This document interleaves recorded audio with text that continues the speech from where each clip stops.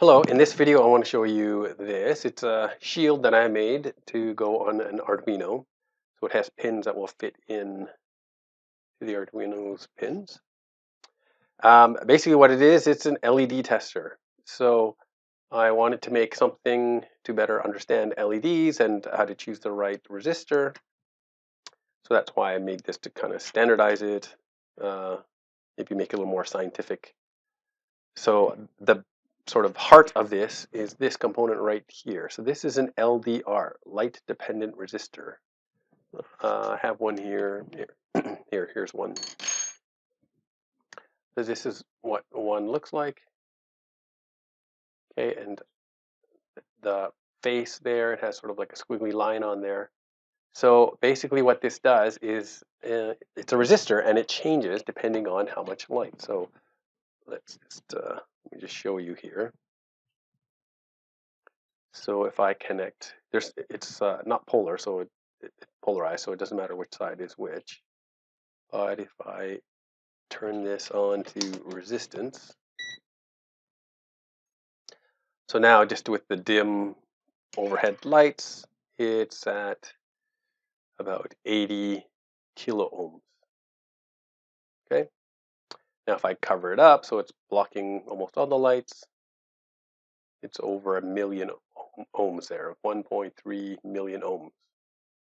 Okay. I have a lamp over here. If I turn the lamp on, then there it's less than 10,000, right? 9,000 kilo or 9,000 ohms, 9 kilo ohms. Okay, let me just turn that off for this. So how this is hooked up essentially is this side is connected to the 5 volts from the Arduino's pin. Okay, when it's plugged in, right? This pin over here is plugged in, and so then 5 volts goes through this.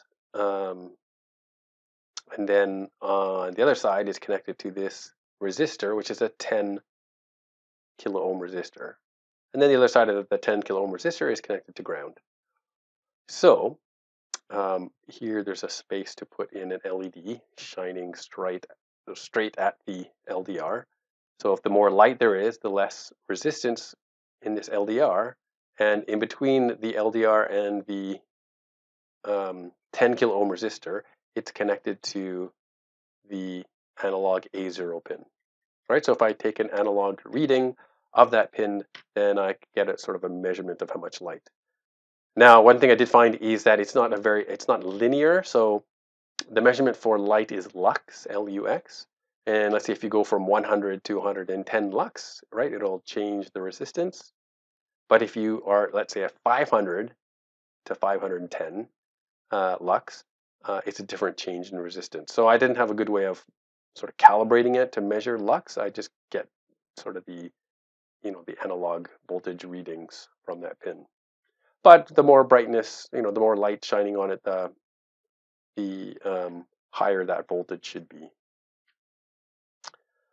This here is to change what's connected to the LED. So right now this jumper is connecting the middle pin to the bottom and to the bottom pin. So these two pins, and this bottom pin is connected to the 5-volt pin, just like this LDR is.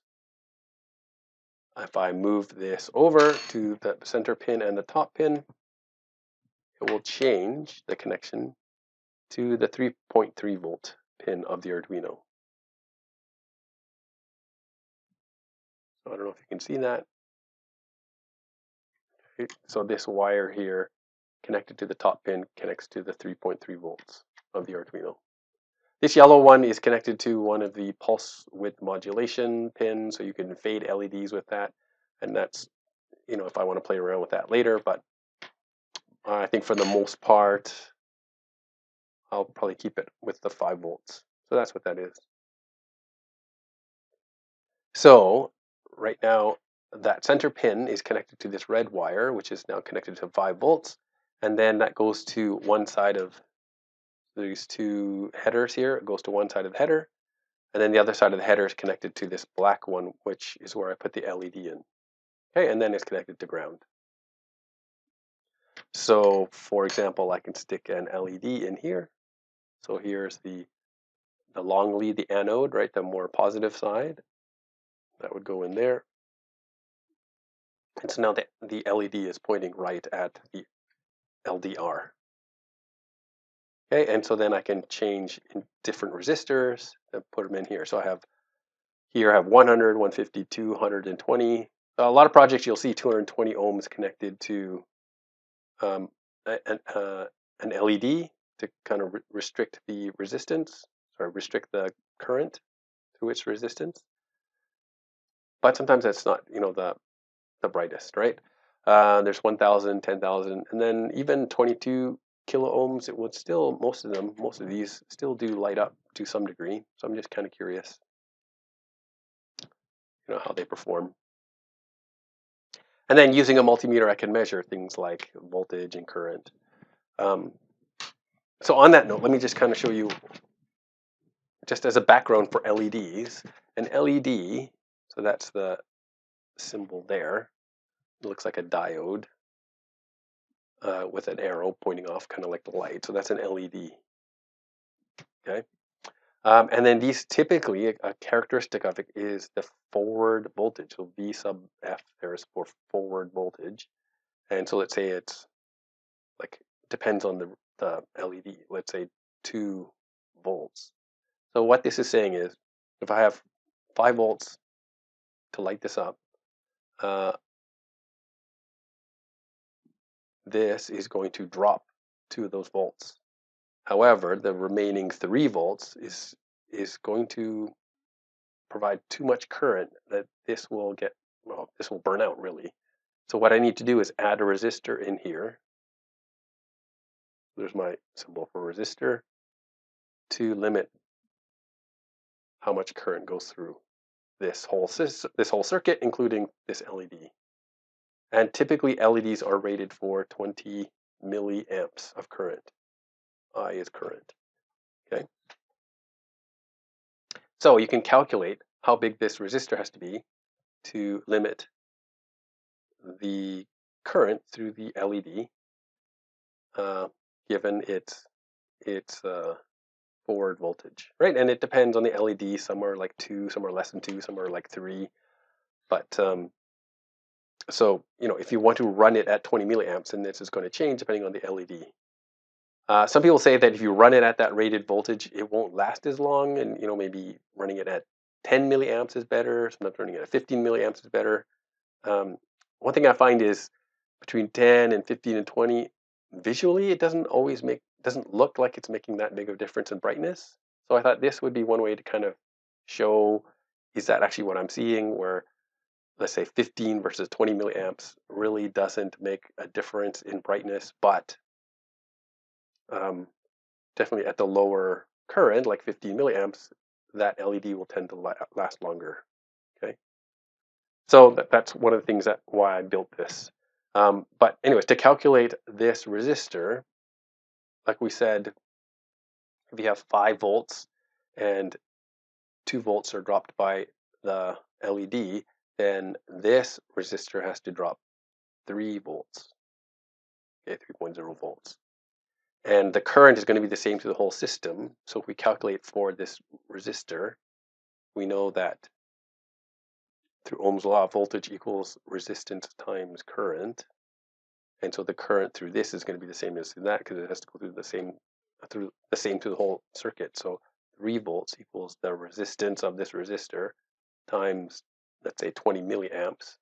If we want to limit it to that, that is 0.020 amps. Same thing.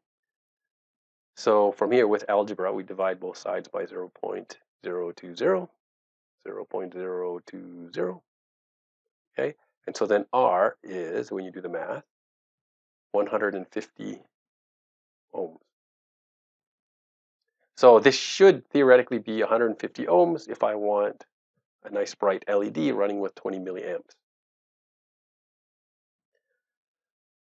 And so then again, it depends on this forward voltage will determine sort of how high or low, as well as this voltage, this should be. Sometimes I measure this. I like to try to measure with my multimeter to make sure that what I think this should be and what's current running through here is actually what it is. And if you know about measuring current, you actually have to stick it into the circuit to measure the current. So for example, using this, if I have my 5 volts and I'm connecting it to my 150 ohm resistor, I have to stick my multimeter actually in the circuit to complete the circuit. Here's the LED and then ground. Okay. So then when I do that, then I can actually get a measurement off here, how many milliamps are running through there. However, I am sort of curious, when I do that, does that actually change what's running through here compared to what's running through here, right? There's probably some difference, but how big is it? And is this really 20 milliamps? When I saw it here, is it actually 20 milliamps running through here? So I thought one thing this could show is how bright it is without the ammeter, the multimeter in there compared to when it is in there. Is there a difference? Then that would make me conclude that this is making a bigger difference. So I just thought I would use that to see if that's true, kind of satisfy my curiosity. Anyway, so that's the theory behind this. So let me give you a demonstration here. So let's plug this in. Some of these pins don't really do anything. There's 3 here that don't do anything. These two, one is connected to the switch. The other is connected to this yellow wire, which I'm not using right now. Okay. So in most projects, you see people use 220 ohms. I labeled this just so I wouldn't get it mixed up. So it's really more for me than for you, but 220 ohms. So if I stick this in here, now it will complete the circuit. I haven't plugged it in yet. So now, when I plug in the Arduino, then it lights up. Okay, and so then it's shining light directly at my LDR. So let me just show you what program I put on this Arduino. So let's go to the computer. So this is the whole program that's on that Arduino. There's some variables here at the beginning here. I don't know if you noticed there's a switch on that shield and it's connected to pin 8. So when I first made this shield, I didn't know how much noise there would be. So I wanted a way of switching between showing every measurement and taking some averages. So that's what the switch is for. And then here's a variable called reading. So that's actually just to record what it is I'm measuring so that I can print it. Then these 3 variables are for the averages.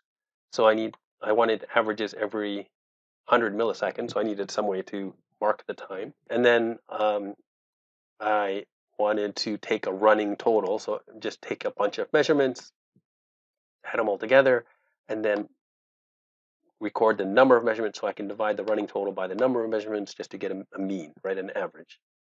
So that's what these variables are for.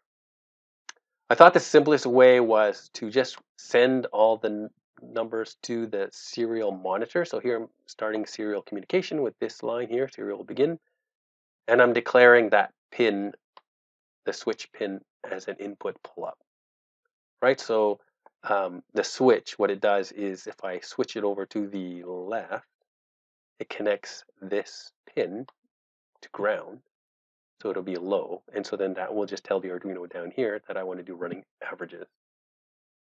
Okay, and so then here in the loop, here is the analog read, so we're taking a measurement of that analog pin, which is getting the measurement from the LDR, and we're recording it in our reading variable. And then here we're just sending that reading to the serial monitor. And then we just wait 100 milliseconds, and then we measure again. And so in sort of the default mode, it's just going to measure every 100 milliseconds and send it to the serial monitor. However, if I pull the switch so it's low, then while it's low, it's just only going to run this section and not do the single measurement. So if the switch is pulled, the first thing it does is it marks the time with the millis function. And so then while the millis, so each time it measures, if that's less than the start time plus 100 milliseconds, then it's just going to run this part here. And this part here is taking a reading, adding it to the running total, and recording it as the new running total, and then incrementing our number plus 1. So we're keeping track of the number of measurements. Once 100 milliseconds is done, it's going to leave this and then come to here.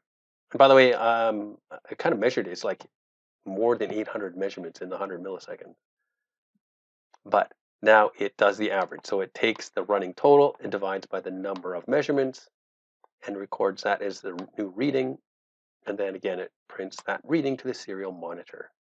Right? So it's doing this every 100 milliseconds. So actually the numbers look kind of like up here, except there's less noise to them because it's averaging rather than each individual measurement. Anyways, after it sends it to the serial monitor, it resets the number and resets the running total, and then it starts back up here again. Okay, so let me just show you here. So here's the serial monitor, and there we're getting measurements. It's doing individual measurements, so it's like 869, 870 with our white LED and the 220 ohm resistor. So if you have a look here, if I pull this out, now you can see just with the background light, it's like 58, 61, something like that. So there is a bit of noise there. So let me just flip this switch. So there's a little less noise. Okay, so about 60. If I use a lower value resistor, so this one's 150 ohms, stick that in.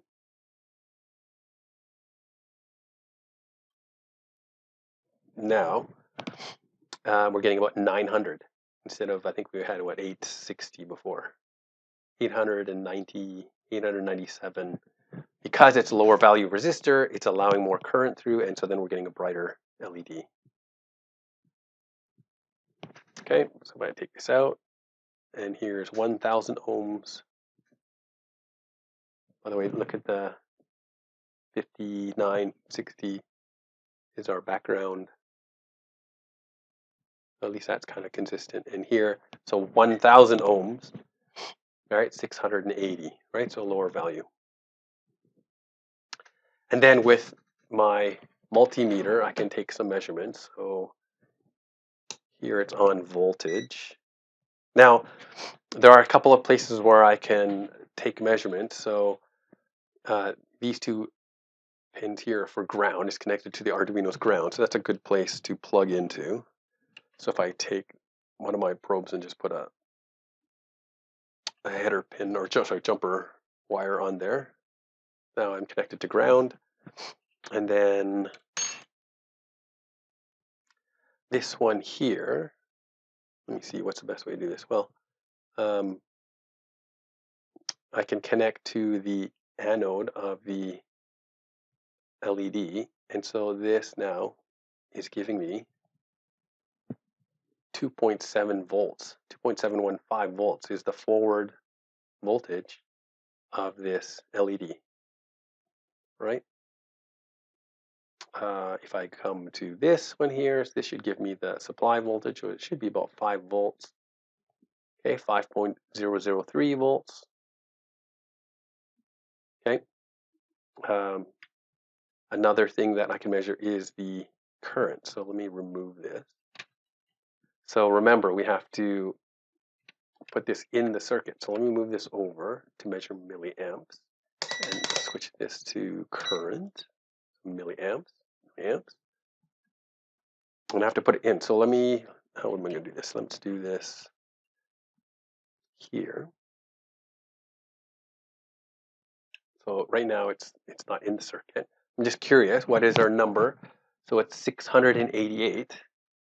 Okay, now if I try not to disturb too much, but pull this one leg of the resistor out, now the current, the path is broken until I add this back in.